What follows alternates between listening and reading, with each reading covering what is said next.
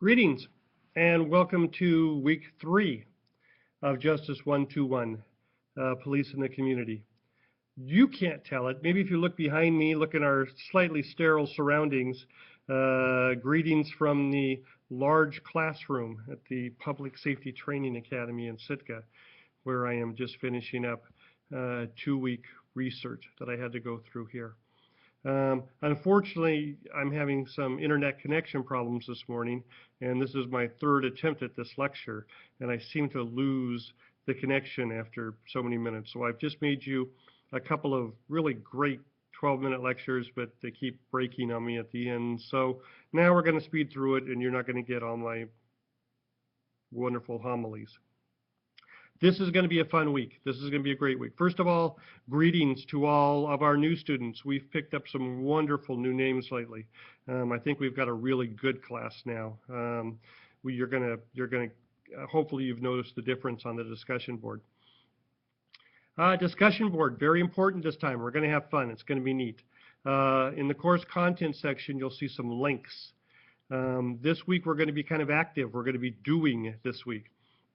I want you to click on those links in the course content, and that's going to take you to Alaska court decisions analysis about probable cause, which is what we're going to be discussing this week.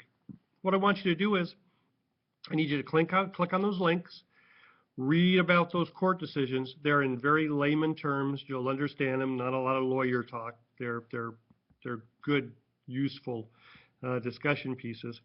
Read about probable cause, and then I'm going to give you a couple little clips from the Alaska Troopers TV show that I want you to watch the troopers in action. You're going to watch a trooper make a traffic stop and then do some things with the contents of the car and the passengers of the car. I want you to apply the law as you read those decisions to the troopers' actions. Now, hopefully, don't take the easy way out. Oh, I watched these clips and the trooper did everything legally and he searched the car and it was ponies and rainbows and wonderfulness.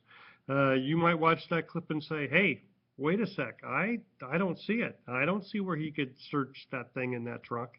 So I want to get some good discussion going. So click on the links, read and understand the law, apply it to the clip you see.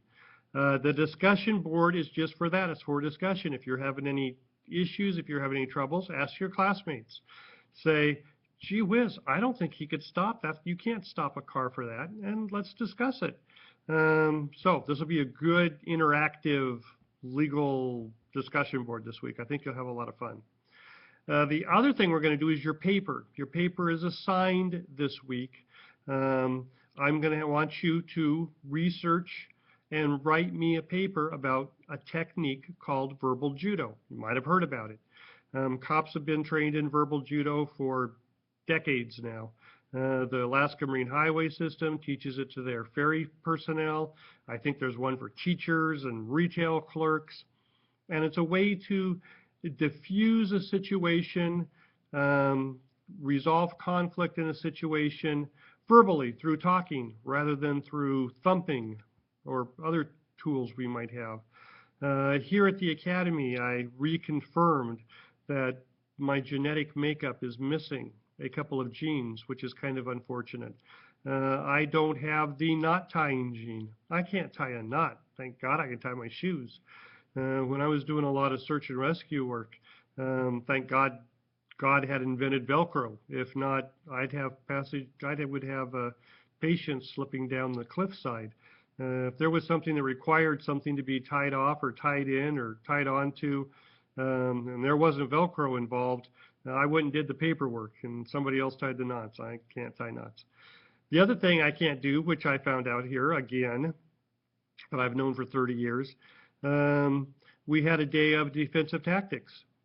And I can handcuff and I can search as good as anybody. I've got all the smooth techniques down. I can have you in cuffs before you know it. What I can't do, they'll have scenarios where you go to this bar fight and there's this great big gorilla guy and you're going to have to take him down. So you grab his wrist and you twist it in a clockwise direction while pointing your toe to the north and blah, blah, blah, blah, blah. I can't do it. 3 instructions and I'm done. Never been able to do it.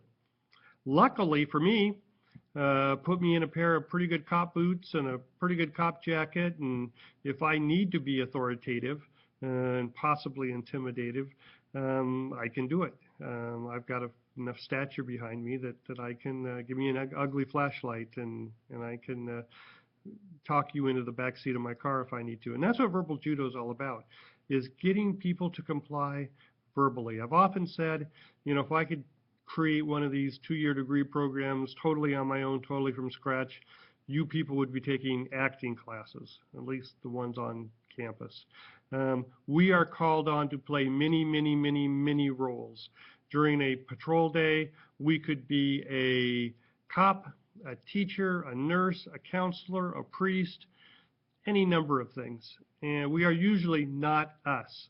And that's what verbal judo allows us to do. We can be anything we need to be at the time we need to do it. There are thousands and thousands and thousands of officers that when they go to work in the morning, they touch the frame of the door as they walk through it and they say, "It's showtime," and they say it out loud and they say it with gusto. And what that means is when you're at work, like I say, you can be anything or anybody. You are not you. You're not you most of the time.